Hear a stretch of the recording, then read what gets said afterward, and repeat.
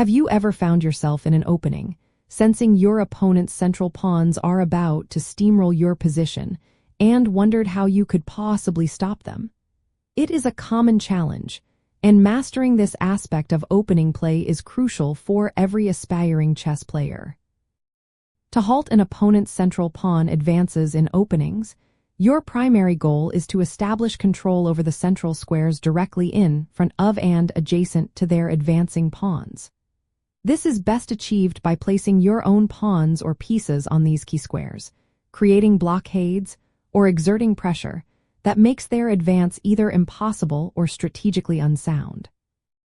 The core mechanism behind stopping central pawn pushes lies in the principle of pawn chains and static pawn structures.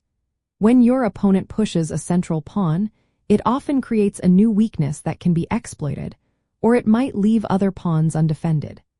Understanding these structural changes allows you to target specific squares or pawns, turning their intended strength into a liability. The goal is not just to prevent the advance, but to make the advance detrimental to their position.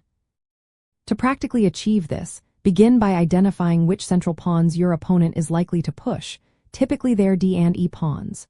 Then, employ a two-pronged approach. First, directly challenge these pawns with your own pawns, usually by playing D5 or E5 if appropriate, creating a tension point or a blockade. Second, place your knights and bishops on squares that exert influence over the central squares, especially those directly ahead of their pawns.